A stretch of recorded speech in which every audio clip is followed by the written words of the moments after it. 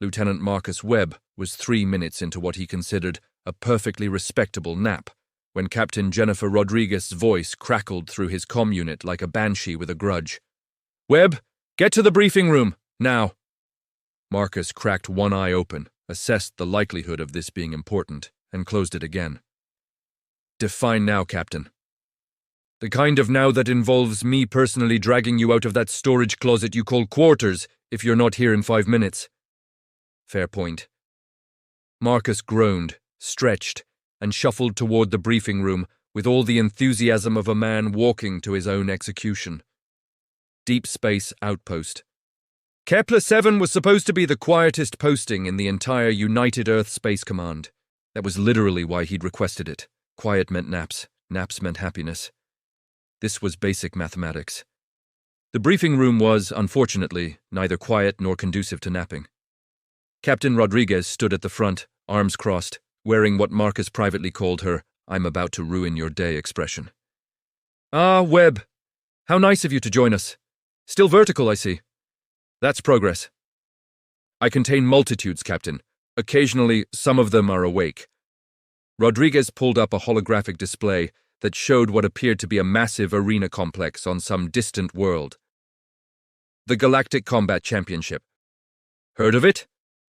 Marcus squinted at the display. "Is that the thing where different species beat each other up for bragging rights and weird trophies?" "That's an incredibly reductive summary, but yes. It's the most prestigious military competition in known space. 53 species participate. Combat prowess, tactical thinking, survival skills, the whole package. Earth has been invited to send a representative." "Cool. Good luck to whoever you pick." Rodriguez smiled. It was not a comforting smile. "Congratulations, Lieutenant. You've just been voluntold." Marcus blinked, then blinked again. "I'm sorry, what?" "You heard me. You're representing humanity at the Galactic Combat Championship." "Captain, with all due respect, have you seen me? I've been described as aggressively horizontal. My most impressive physical feat this month was opening a ration pack without sitting up, which is precisely why you're perfect. Command thinks we need to make a statement, show that humans don't need to flex and posture to be effective. Command is sending me as a statement that we're lazy. Command is sending you as a statement that we're efficient. There's a difference. Besides, you're allowed one piece of support equipment. I took the liberty of assigning you Atlas, as if summoned by the mention of its name. A floating, spherical drone zipped into the room, rotating excitedly. Atlas, short for Autonomous Tactical Logistics and Assistance System, was the outpost's general-purpose helper drone. It was also, Marcus had long suspected, having some kind of ongoing existential crisis about its purpose in life. "Greetings, Lieutenant Webb.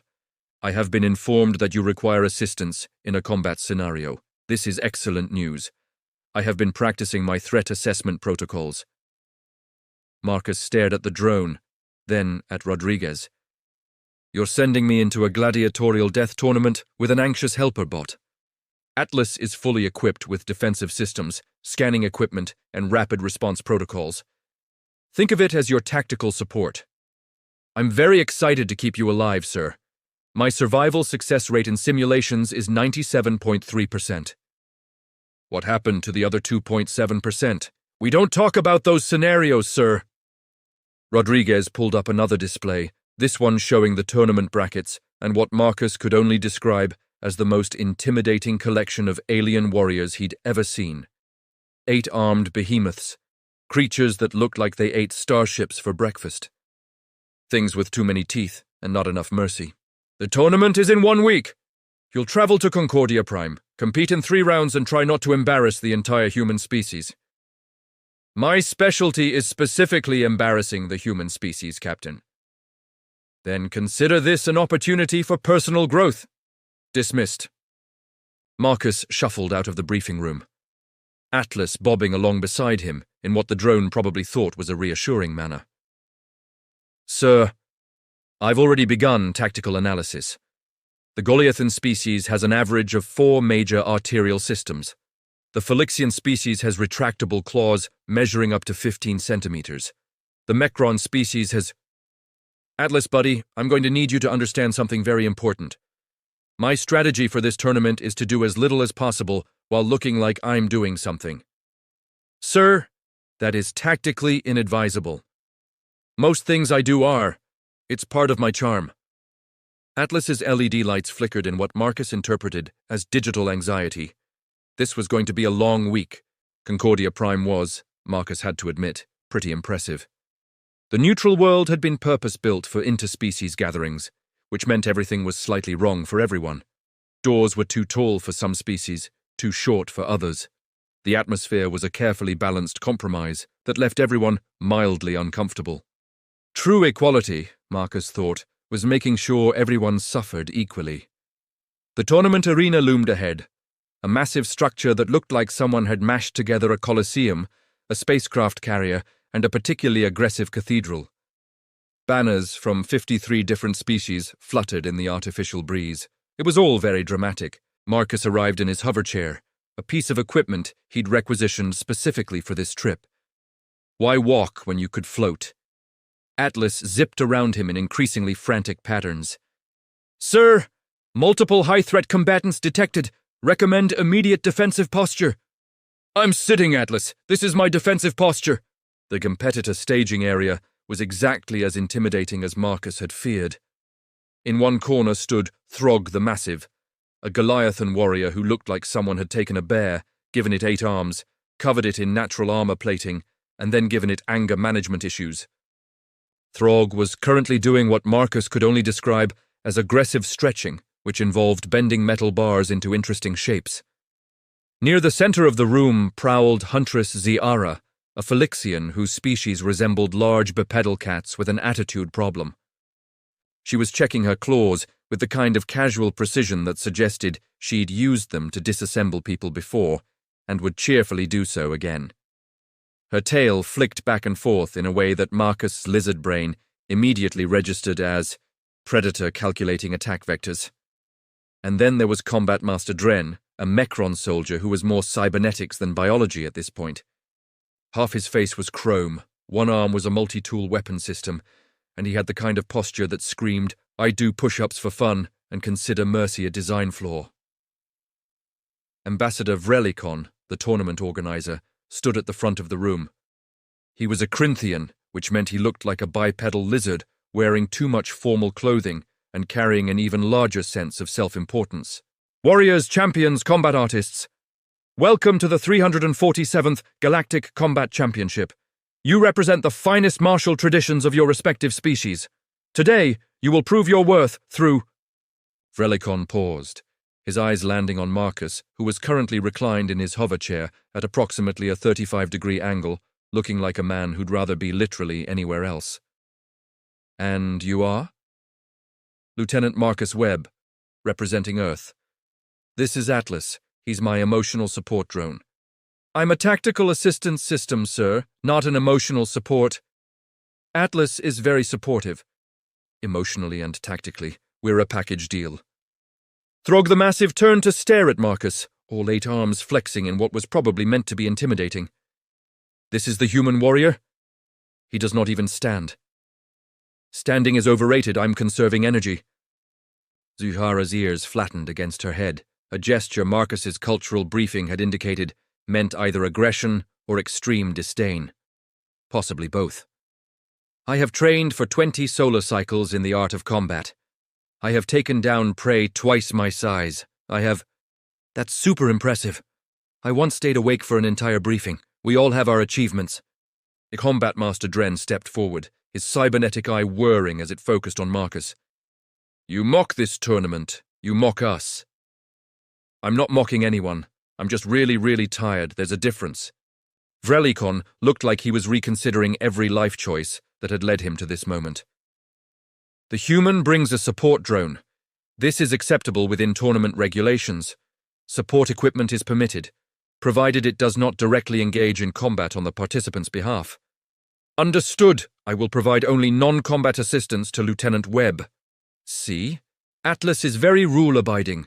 It's one of his best qualities. The other competitors had begun to dismiss Marcus entirely, returning to their preparations. Throg went back to bending metal. Ziara resumed her claw maintenance. Dren ran through combat diagnostics that made concerning beeping sounds. Atlas floated closer to Marcus, its voice dropping to what it probably thought was a whisper, but was actually just slightly quieter, shouting, "Sir, I've completed threat assessments. Throg has 17 vulnerable points. Zyara has a reaction time of 0.3 seconds. Dren's cybernetics have 4 exploitable weaknesses. I can provide detailed tactical recommendations." "Here's my tactical recommendation, Atlas. When the tournament starts, you worry about keeping me alive, and I'll worry about not falling asleep. Deal?" "Sir, that is not a comprehensive strategy." "Best I can do, buddy." Vrel Icon called for attention again, explaining the tournament structure. 3 rounds, escalating difficulty, elimination format. In round 1 would be the Jungle Gauntlet, a survival course through artificially created hostile terrain. Round 2 would be the Zero-G Combat Arena, testing 3-dimensional tactical thinking. Round 3 would be traditional arena combat for whoever remained. "The tournament begins in 1 hour. Prepare yourselves. May the strongest warrior prevail." The competitors dispersed to their prep areas. Throg began an elaborate warm-up routine that involved lifting things that definitely shouldn't be lifted. Zyara disappeared into a meditation chamber. Dren ran full system diagnostics. Marcus reclined his chair another 5 degrees and closed his eyes. "Sir, shouldn't you be preparing?" "I am preparing, Atlas. This is my preparation. I'm getting mentally ready to be physically inactive." "That doesn't sound optimal." "Welcome to humanity, buddy. We specialize in suboptimal solutions that somehow work anyway." Atlas's lights flickered in a pattern that Marcus had learned to recognize as digital anxiety. The drone began running through every defensive protocol in its database, calculating threat responses, mapping escape routes, and generally having what could only be described as a pre-tournament panic attack. 1 hour until the Jungle Gauntlet. Marcus figured he could get in a solid 45-minute nap before then. It was all about time management. The Jungle Gauntlet turned out to be exactly as advertised, which was to say, it was a terrible place full of terrible things that wanted to do terrible things to you. The artificial jungle stretched for 5 kilometers, packed with carnivorous plants, unstable terrain, hidden traps, and several species of bioengineered predators that existed solely to make competitors regret their life choices. The starting line was chaos incarnate. 50 competitors from various species bounced on their feet, cracked their knuckles or equivalent appendages, and generally radiated the kind of energy that suggested they'd been holding in violence for far too long and were about to let it all out. Marcus sat in his hover chair, floating gently about a foot off the ground, holding a bag of what the outpost's quartermaster had assured him were premium snack rations, but tasted distinctly like salted cardboard. "Sir, the competition is about to begin. Might I suggest a more active posture?" "Atlas, my posture is perfect. I'm aerodynamic." Vrelikon raised one clawed hand. The crowd in the viewing stands fell silent. Holographic cameras floated into position, ready to broadcast this to dozens of species across known space. "Competitors, ready yourselves. The Jungle Gauntlet tests your survival instincts, combat awareness, and ability to overcome hostile environments. The first 20 to reach the extraction point advance to round 2, begin." A gong sounded. The competitors exploded into motion like someone had just announced free weapons at the front of the line. Throg the Massive charged forward with all 8 arms pumping, knocking aside smaller competitors and bellowing what Marcus assumed was a Goliathan war cry, but sounded like someone gargling gravel. Zyara bounded into the tree canopy with feline grace, disappearing into the foliage like a very motivated shadow. Dren activated some kind of jet system in his legs and launched himself forward, his cybernetic enhancements whining with effort. Marcus pushed a button on his hoverchair's control panel. The chair drifted forward at a leisurely pace, roughly equivalent to a human walking speed, except Marcus didn't have to move his legs at all. "Sir, multiple threats detected. Carnivorous flora at 2 o'clock. Unstable ground section at 11 o'clock. Predator signatures throughout the canopy." Marcus said, chewing his cardboard snack thoughtfully. Ahead of them, the jungle erupted into violence. A massive serpentine creature dropped from the trees onto an unfortunate Corinthian competitor, who responded by deploying energy weapons that turned the immediate area into a light show. Throg punched clean through a carnivorous plant that had tried to grab him, roaring triumphantly. Marcus's hoverchair continued its gentle float forward. Atlas was having what could only be described as a complete meltdown. Sir, threat assessment critical. Recommend immediate evasive action. That tree branch looks weak, Marcus observed, pointing lazily at a large branch overhead that was currently supporting Ziara as she stalked along it. Analyzing. Branch structural integrity compromised. Deploying preventive measures. Atlas fired a low-powered energy pulse at the branch. It cracked, splintered, and dropped. Ziara yowled in surprise, executed a mid-air flip that would have been impressive if it hadn't been completely unnecessary, and landed in a bush that turned out to be one of the carnivorous plants. She spent the next 30 seconds fighting it. Huh, Marcus said. Worked out. The hoverchair drifted on. Marcus munched another snack. Sir, ground instability detected directly ahead. Yeah, that patch of ground looks kinda weird, different color than the rest. Deploying structural analysis pulse. Atlas fired another scan at the ground. The pulse revealed it was, in fact, a pit trap covered with a holographic disguise. Atlas immediately projected a safety barrier and marked the hazard. 3 competitors who'd been charging blindly forward hit the barrier, realized there was a pit trap, and had to scramble around it.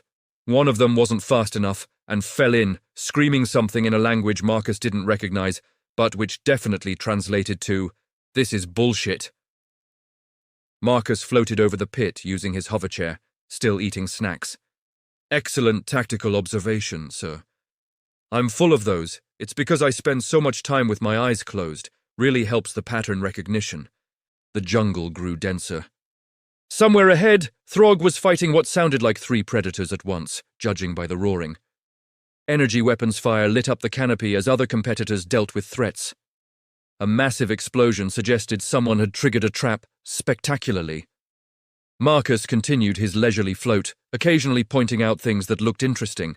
Every time he did, Atlas interpreted it as critical tactical intelligence and responded accordingly. Those vines look twitchy. Scanning. Vines are carnivorous. Deploying deterrent. Atlas released a chemical agent that made the vines recoil. The vines then grabbed a Mecron competitor who'd been sneaking up behind Marcus's position. That rock formation looks unstable. Analyzing. Formation contains nested predators, marking for avoidance. Atlas projected a holographic warning sign. 2 competitors ignored it and were immediately set upon by something with too many legs and an attitude problem. The water in that stream seems off. Chemical analysis indicates extreme acidity. Deploying warning markers. Sure enough, the stream was acidic enough to melt boots. Another competitor learned this the hard way. They were halfway through the course, and Marcus hadn't moved anything except his hand to grab snacks and occasionally point at things. Atlas was in full protective overdrive, interpreting every lazy observation as mission-critical intelligence, and acting with the kind of efficiency that came from having a helper drone's enthusiasm, combined with military-grade defensive systems. Sir, at current pace, we will reach the extraction point before 83% of competitors. Cool. Think I'll have time for a nap at the finish line? I would not recommend that, sir. You never recommend anything fun, Atlas. The extraction point came into view, a cleared landing pad with a holographic finish line. Somehow, impossibly, Marcus's hoverchair was approaching it first. Behind him, the jungle echoed with the sounds of combat, screaming, explosions, and what was definitely Throg fighting something large and angry. Marcus crossed the finish line, still reclining in his chair, and opened his second bag of snacks. Mission successful, human protected, 0 injuries sustained. Vrelicon stared at the tracking display in disbelief. The human is first? How is the human first? He hasn't even stood up. In the jungle behind them, Throg finally emerged, covered in plant matter and looking distinctly annoyed. Ziara appeared from the canopy, her fur slightly singed. Dren walked out with several dents in his armor plating. They all stared at Marcus, who waved lazily from his hoverchair. Good hustle, everyone. Really solid effort out there. 19 more competitors straggled in over the next 10 minutes. The rest were still trapped in the jungle, fighting for survival or dignity, possibly both. Vrelikon announced the 20 competitors who'd advanced to round 2. Marcus's name was at the top of the list. The human demonstrated exceptional threat awareness and environmental assessment, Vrelikon said, sounding like each word caused him physical pain. Round 2 begins in 3 hours. Marcus reclined his chair another few degrees. Perfect. Nap time. Atlas bobbed proudly beside him. Excellent performance, sir. My threat protection protocols functioned optimally. Sure did, buddy. You're doing great. In the viewing stands, the assembled aliens murmured among themselves. The human had won round 1 without standing up. Without even trying, it seemed. This was either the most brilliant strategy they'd ever seen, or the most disrespectful thing to ever happen in tournament history. Possibly both. Marcus closed his eyes and started snoring softly. 3 hours was plenty of time for a nap. Plenty of time indeed. Marcus woke up to Atlas hovering approximately 2 inches from his face, which was the drone's version of a gentle wake-up call. Sir, round 2 begins in 15 minutes, zero-gravity combat arena. I've analyzed the tactical requirements and have several concerns. Your concerns are noted, logged, and filed under things Marcus will worry about never. Let's go float in space. The zero-G combat arena was impressive in the way that extremely dangerous things often are. A massive transparent sphere, 50 meters in diameter, filled with floating obstacles, energy conduits, and glowing objectives that competitors needed to capture. No gravity, no friction, just pure 3-dimensional chaos. 20 competitors floated in the staging area outside the sphere, most of them running through pre-combat rituals. The Goliathans were doing some kind of synchronized arm-flexing routine. The Phylixians were practicing their aerial pouncing techniques in the low-gravity prep area. The Mecrons were running system diagnostics that filled the air with beeping. Marcus was still in his hover chair, which he'd switched to zero-G mode. This mostly meant it would keep him stationary relative to whatever he designated as stationary, instead of letting him drift off into the void like a very confused balloon. Throg, the Massive, drifted over, using small thruster packs attached to his arms to maneuver. All 8 arms crossed in what was probably meant to be intimidating, but looked more like a very complicated pretzel. Human, you advance by luck and cowardice. In zero gravity, there is nowhere to hide. Wasn't planning to hide, was planning to float gently and see what happens. You mock me. I mock everyone equally, Throg. It's called consistency. Ziara joined them, her tail flicking in agitation even in zero-G. I have trained for 10 solar cycles in zero-gravity combat. I move like water, strike like lightning. That's very poetic. I move like a man who's very comfortable not moving. Combat Master Dren approached, his cybernetic systems whirring as they adjusted to the zero-G environment. The human strategy appears to be incompetence, masquerading as confidence.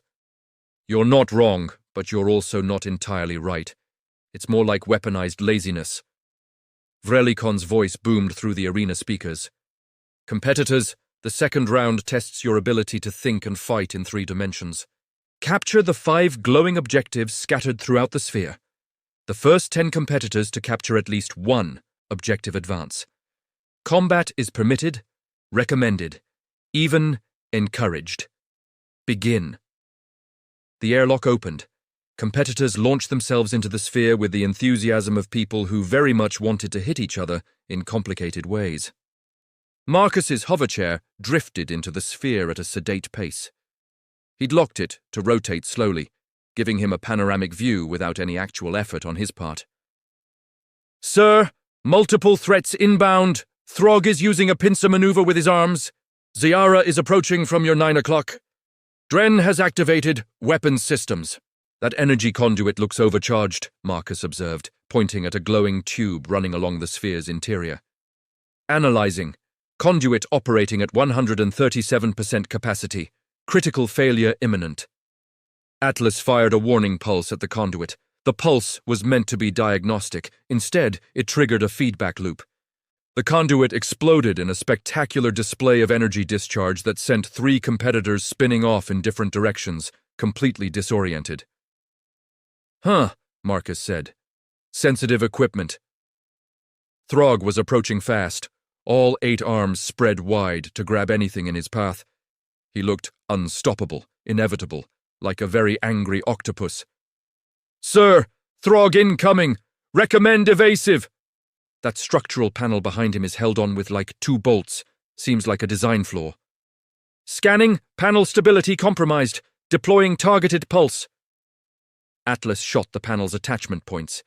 The panel broke free, propelled by the residual energy in the surrounding conduits. It sailed through 0G like a very aggressive frisbee and slammed into Throg's back, sending him tumbling end over end, roaring in fury and confusion. Marcus rotated gently, munching another snack he'd somehow smuggled into the arena. Ziara was using the obstacles like a 3-dimensional jungle gym, bounding from surface to surface with impossible grace. She was heading directly for one of the objectives, a glowing sphere about the size of a basketball. "Sir, Ziara approaching Objective 3. She will secure it before we can reach it." Those cables near the objective look tangled. Maintenance really should keep up with that. "Analyzing. Cables are support lines for emergency power systems. Currently inactive, but—" Atlas sent a diagnostic pulse to check the cable's status. The pulse activated the emergency power system. The cables suddenly came alive, writhing in 0G like electrified snakes. Ziara, mid-pounce, got tangled in them, yowling in frustration as she spun helplessly. Marcus's hoverchair continued its lazy rotation. He was now pointing in a completely different direction. "That debris field looks dense. Confirming, debris from previous conduit explosion. Trajectory calculations indicate—" Atlas deployed a small force field to push some of the debris aside, ensuring it wouldn't hit Marcus. The debris, now with altered trajectories, scattered throughout the sphere. One piece hit Dren's thruster pack, causing it to malfunction and sent him spinning into a wall. "Oops," Marcus said, not sounding particularly sorry. "Sir, Objective 2 is within range. Shall I secure it?" "Sure, if you want. I'm just here for the ride." Atlas extended a mechanical arm and grabbed the floating objective sphere, tucking it into a storage compartment. One objective secured. Marcus hadn't moved his arms. The arena was chaos now. Competitors bounced off walls, grabbed at objectives, fought each other in slow-motion 0G combat that looked like a martial arts movie directed by someone who'd never seen Gravity. Energy weapons fire traced lines through the sphere. Someone screamed something that probably translated to, "This is not how I trained." Marcus kept rotating slowly, occasionally pointing out interesting things. Atlas kept interpreting these observations as tactical intelligence and acting accordingly. "That obstacle looks heavy. Mass calculations indicate 73 kilograms. Deploying positioning burst." Atlas nudged the obstacle. In 0G, even a small nudge had big consequences. The obstacle drifted into the path of 2 competitors who were fighting over an objective, knocking them both aside and sending the objective floating free. Atlas caught it casually. 2 objectives secured. Marcus yawned.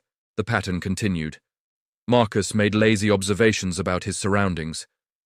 Atlas, operating under the sincere belief that every observation was critical tactical intelligence, acted to protect or assist Marcus.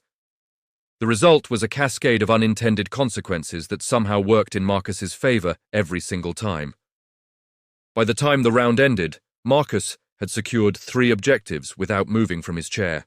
Atlas had deployed exactly 0 combat protocols and had violated exactly 0 tournament rules. It had simply been extremely good at its job, which was protecting a human who appeared to need constant assistance. The competitors floated in the staging area afterward, various levels of exhausted and beaten up. Marcus drifted among them, still snacking. Vrelikon checked the results with visible disbelief. "The human has secured 3 objectives.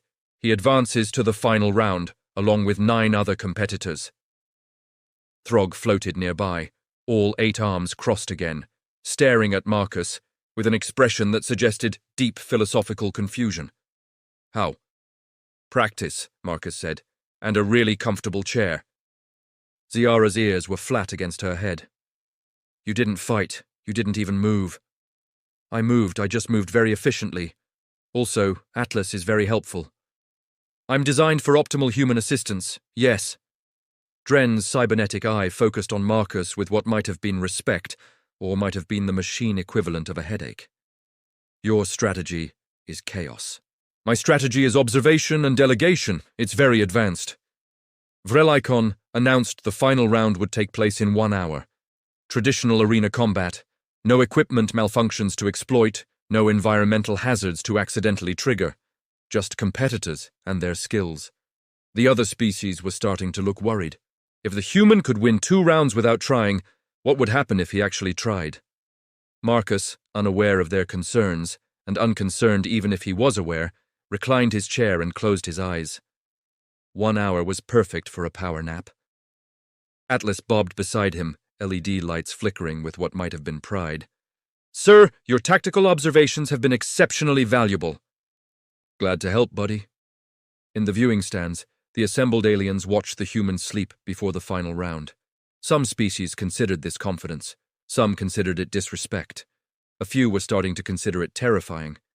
The final round arena was exactly what Marcus expected, which is to say it was a circular platform surrounded by energy barriers, designed specifically to make sure competitors had nowhere to run and nothing to exploit. Just pure, unadulterated combat between beings who'd trained their entire lives for this moment. Marcus floated onto the arena in his hoverchair, looking like a man who'd been woken up from a nap and still wasn't entirely convinced this was worth his time. 3 competitors remained besides Marcus. Throg the Massive, all 8 arms flexing in anticipation. Ziara, tail-lashing claws extended, and Combat Master Dren, his cybernetic systems humming with readiness. The viewing stands were packed. Dozens of species watching, waiting to see if the human's impossible luck would continue, or if reality would finally catch up with him. Vrelicon stood at the arena's edge, looking like he'd aged 10 years since this tournament began. The final round. Traditional combat. No environmental factors, no equipment malfunctions, simply warrior against warrior. The last one standing claims victory for their species. He paused, looking directly at Marcus. I must ask, human, is this some elaborate joke to you? You have not stood, have not fought, have not shown any of the martial prowess this tournament celebrates. Marcus scratched his chin thoughtfully. You know what, that's a fair question. Honestly, I just really hate standing. It's inefficient. Also, Atlas has been doing a great job keeping me alive, so why mess with success? Throg roared, the sound echoing through the arena. Enough! No more tricks, no more luck! I will crush the human and restore honor to this competition. Bit dramatic, but okay. Ziara dropped into a hunting crouch, which in 0G looked more like a very aggressive, floating position. I have waited for this. A true test of skill. Dren's weapons systems activated, mechanical arms extending with various implements of violence. This ends now! Vrelicon raised his hand. The crowd fell silent. Begin! All 3 competitors launched themselves at Marcus simultaneously. This was the moment that should have been Marcus's downfall. No environmental hazards to exploit. No equipment to malfunction at convenient times. Just 3 elite warriors converging on one extremely lazy human in a chair. Atlas went into immediate panic mode. Sir, critical threat, multiple attack vectors, recommend. Hold up, Atlas! Marcus did something he hadn't done since arriving at the tournament. He stood up from his chair. The movement was so unexpected that all 3 competitors actually hesitated mid-flight, confused by this sudden change in the human's behavior. Marcus stretched, joints popping, looking for all the world like someone getting up after a long car ride. You know, you all made a really good point. I should probably take this seriously. He looked at each competitor in turn, his posture shifting in ways that were subtle but fundamental. The lazy slouch was gone. The casual disinterest had vanished. What remained was something that made several species in the viewing stands unconsciously lean back. Pattern recognition. Spatial awareness. The ability to read intention and movement that came from years of training that Marcus had spent a lot of effort pretending he didn't have. Throg resumed his charge, all 8 arms reaching out to grab, crush, restrain. Marcus didn't fight. He just stepped to the side, a movement so small and precise that Throg's momentum carried him past. But it wasn't just a step. It was positioned exactly where Throg's own arms would tangle together as he tried to adjust his trajectory. Throg spun through the arena, arms hopelessly knotted, roaring in confusion. Ziara came next, claws extended, moving with the kind of deadly grace her species was famous for. She had 3 different attack angles prepared, ready to adjust based on Marcus's response. Marcus didn't attack. He didn't dodge. He just shifted his weight, leaning back slightly. Ziara's instincts, honed by thousands of hours of hunting practice, screamed at her that the prey had exposed a vulnerability.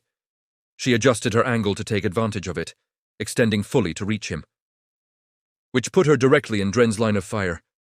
Dren had been targeting Marcus, his cybernetic targeting systems locked on, but Ziara had just entered his firing solution. His systems automatically held fire to avoid friendly casualties. Ziara, realizing she'd overextended, tried to compensate. Her momentum sent her tumbling. Marcus was already moving again, not running, not fighting, just repositioning. 10 seconds of casual movement that looked effortless because it was years of training rendered subconscious. Dren fired at where Marcus had been. The energy blast hit Throg, who was just getting his arms untangled. Throg roared and launched himself at Dren, assuming Dren had attacked him deliberately. Ziara, trying to recover, pushed off what she thought was a stable surface. It was actually Marcus's hover chair, which shifted under the pressure, sending her spinning into the energy barrier at the arena's edge. 10 seconds. Marcus had moved maybe 6 feet total, repositioned twice, and all 3 competitors had somehow taken each other out. He sat back down in his hover chair, which Atlas had helpfully positioned right where he needed it. Okay, we're good. Back to sitting. The arena was silent. Throg floated unconscious, finally subdued by Dren's energy blast. Ziara was tangled in the energy barrier, stunned. Dren was locked in a grappling match with his own systems, which had registered multiple contradictory threat assessments and were currently rebooting. Frelikon stared at the arena floor, then at Marcus, then back at the arena floor. The human wins by… I don't even know what to call that. Marcus shrugged. I call it efficiency. They did all the work. I just gave them the space to do it. Sir, that was exceptional tactical positioning. Thanks, Atlas. Couldn't have done it without you. Mostly because you've been keeping me alive this whole time. Captain Rodriguez's face appeared on a holographic display, and she was laughing so hard she had tears streaming down her face. Webb, you magnificent disaster. Captain, what are you doing here? Oh, I've been watching the whole tournament. Couldn't miss this. Do you want to tell them or should I? Tell them what? Rodriguez wiped her eyes, composing herself. Ambassador Vrel Icon, honored competitors, assembled species. Allow me to properly introduce Lieutenant Marcus Webb, former Special Operations Instructor, retired combat trainer, and holder of multiple Tactical Excellence Awards that he refused to display because, and I quote, they made his quarters look too busy. The viewing stands erupted in confused murmuring. Wait, Ziara said, disentangling herself from the barrier. The human is a trained warrior? Was a trained warrior, Rodriguez corrected. He retired to the quietest posting in the fleet specifically because he was tired of fighting. Everything he's done in this tournament, every lazy observation, every casual comment. That was years of tactical experience processing situations subconsciously. He wasn't being lazy. His brain was just running combat assessments in the background while he napped. Marcus frowned.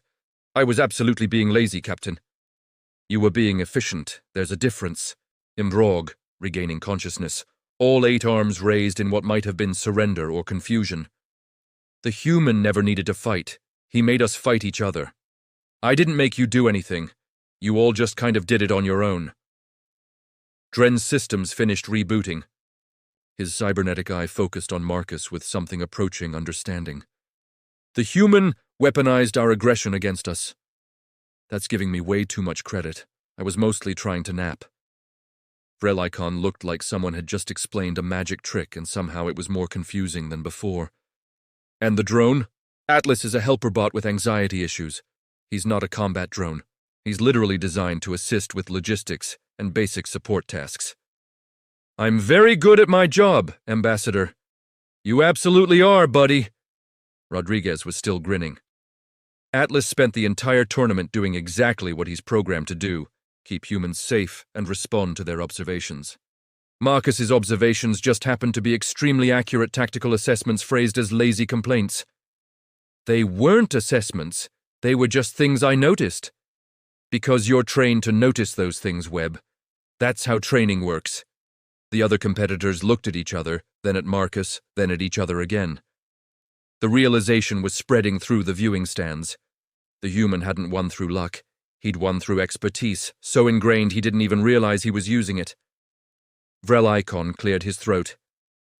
Then, by the rules of the Galactic Combat Championship, I declare Lieutenant Marcus Webb of Earth the winner. Polite applause filled the arena. It had the energy of people who weren't sure if they should be impressed or concerned. Is there a prize? Marcus asked. Glory, honor, and recognition throughout known space. But no actual money. No monetary compensation, no. That's disappointing. I was hoping for at least a nice trophy I could sell. Rodriguez laughed again. Classic Webb. Wins the most prestigious combat tournament in the galaxy. Asks if there's a cash prize. Vrel produced a trophy. A crystalline structure that probably cost more than Marcus's yearly salary. On behalf of the Galactic Combat Championship, I present you with this symbol of martial excellence. Marcus took the trophy, examined it, and handed it to Atlas. Can you hold this? It looks heavy. Of course, sir. I'm honored to carry your victory trophy. Thanks, buddy. You earned it more than I did. The ceremony concluded with various species representatives offering congratulations that ranged from sincere to deeply confused. Throg approached Marcus. All 8 arms extended in what Marcus's cultural briefing indicated was a gesture of respect. Human Marcus, you have taught me that strength is not always visible. I am honored to have faced you.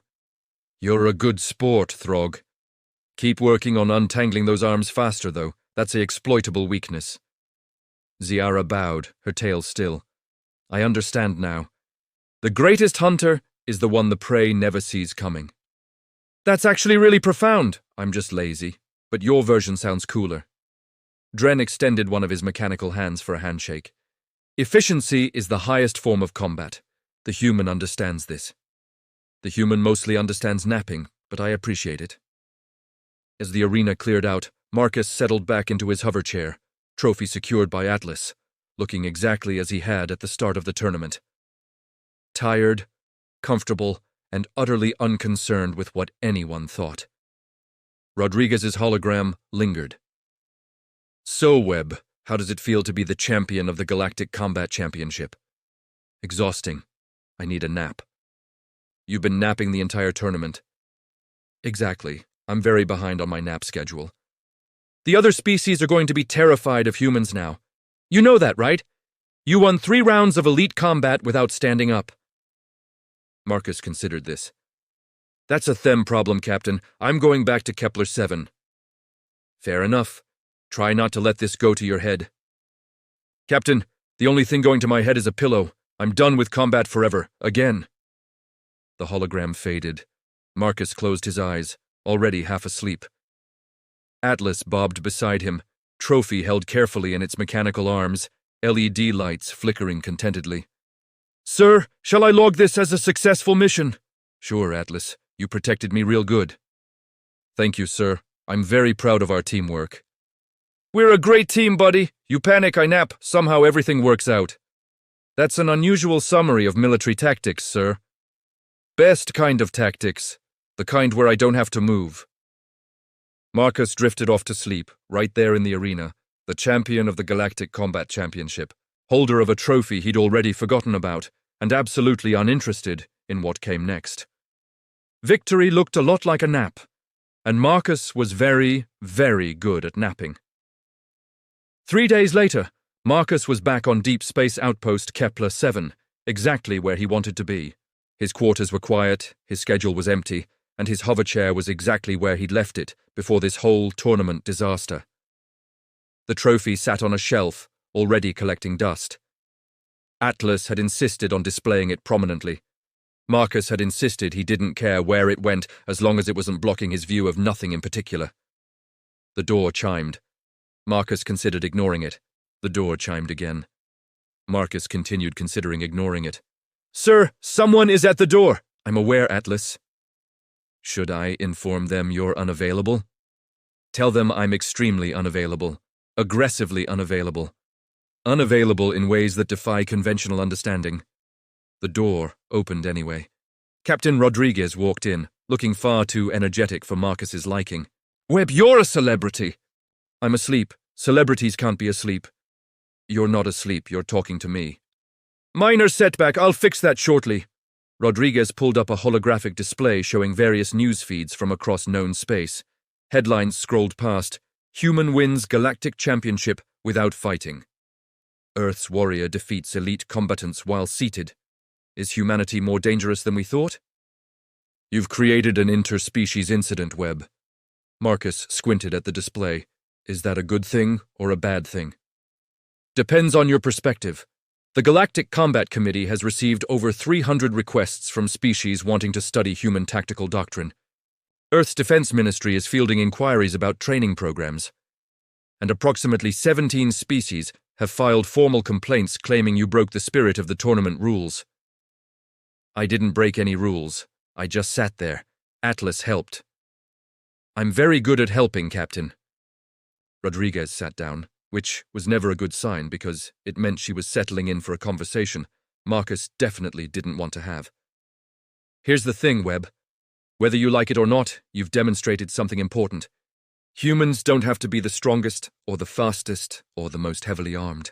We're good at reading situations, adapting, and finding efficient solutions. You did that instinctively.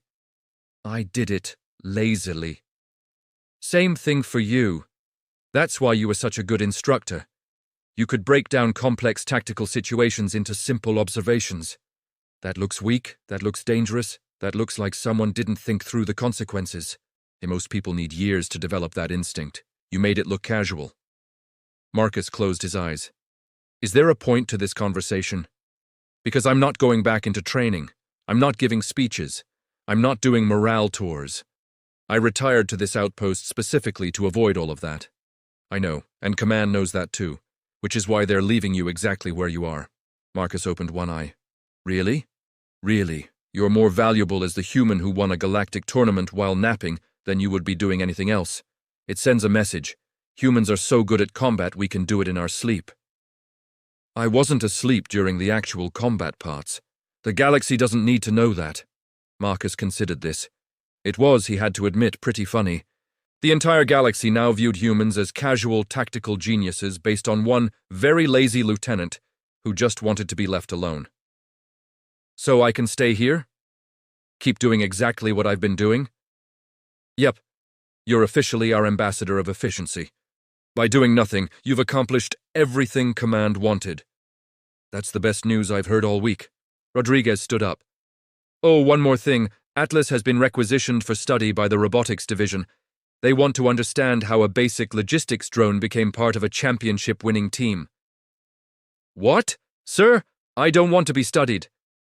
Atlas stays with me, Marcus said firmly. It was possibly the most awake he'd sounded in days. He's part of my equipment, non-negotiable. Rodriguez smiled.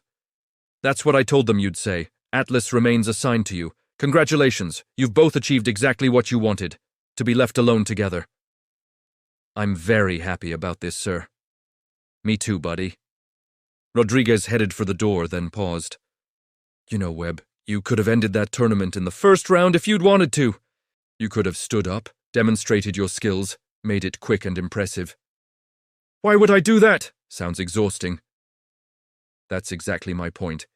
You found the most efficient path to victory, and that path was letting everyone else do the work. That's very human of you. If being human means being lazy, I'm the most human person alive. That's definitely going in your performance review. She left. The door closed. Silence returned to Marcus's quarters, blessed and complete. Atlas floated closer. LED lights flickering in a pattern Marcus had learned meant the drone was processing something complicated. Sir, I've been reviewing the tournament data. I realize now that your observations were not random comments, but sophisticated tactical assessments. They were mostly just things I noticed. Yes, sir, things you noticed because you're trained to notice them. I've recalibrated my understanding of human capabilities. Don't recalibrate too much, Atlas. I really am just lazy. I understand, sir. Lazy, but competent. It's an unusual combination. It's the dream combination. Maximum results, minimum effort. Atlas bobbed thoughtfully. Sir, if I may ask, why did you retire from active combat training? You were clearly skilled. Marcus was quiet for a moment. It was a fair question, and Atlas had earned a real answer. You know what happens when you're really good at something, Atlas? People keep asking you to do it, again and again. Until that thing you were good at becomes the only thing people see when they look at you. I was good at teaching people to fight. I was good at tactical analysis. I was good at surviving impossible situations. Those sound like valuable skills, sir. They are, but I got tired of being valuable in that specific way. I wanted to be valuable in other ways, like being really good at napping, or having excellent chair-sitting posture, or knowing exactly which snacks are least terrible from the commissary. I see. You wanted to define your own value. Exactly. And the thing about being really good at combat? You can use those skills without anyone knowing you're using them. Pattern recognition doesn't stop working just because I'm not teaching a class. Tactical thinking doesn't turn off just because I'm trying to nap. It's just part of how my brain works now. And that's why you won the tournament without trying. I won because you're a good partner, Atlas. You took my observations seriously and acted on them. That's valuable too. Atlas's lights flickered in what Marcus had learned to recognize as digital pride. Thank you, sir. I'm designed to assist humans, but you're the first human who's treated me like a partner rather than a tool. You're welcome. Now can you dim the lights? I'm going to celebrate our victory with a 12-hour nap. Of course, sir. Shall I stand guard? Sure, buddy, you're very good at that. The lights dimmed. Marcus settled into his chair, which reclined to exactly the angle he preferred. Atlas took up a position near the door, sensors active, ready to protect his human partner from any threats that might disturb his rest. In the viewing logs from the tournament, various species analysts were still trying to understand what had happened. They examined every movement Marcus made, every decision, every seeming coincidence. They built models, created simulations, developed entire tactical doctrines based on the human efficiency protocol. They never figured out that the secret was simple. Marcus Webb was just really, really good at being lazy, and sometimes that was the same thing as being brilliant. The galaxy now saw humans differently. Not as brutes, not as weaklings, but as something more interesting and possibly more dangerous. Beings who could win without seeming to try, who could turn observation into victory, who could make efficiency look like an art form.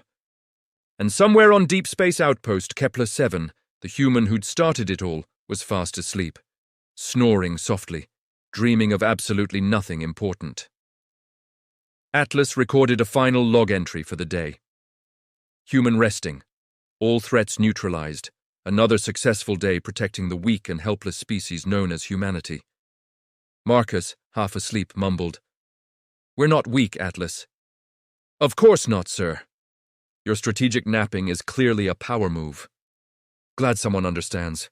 "I understand perfectly, sir. You're the most tactically efficient, lazy person I've ever met."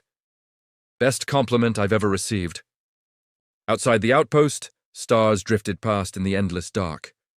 The galaxy kept turning, species kept competing, warriors kept training. None of it mattered much to Marcus Webb, who'd proven that sometimes the best way to win was to let everyone else exhaust themselves while you conserved your energy for things that actually mattered. Like napping, and being friends with an anxious robot, and knowing exactly which snacks were worth eating. The important things, really.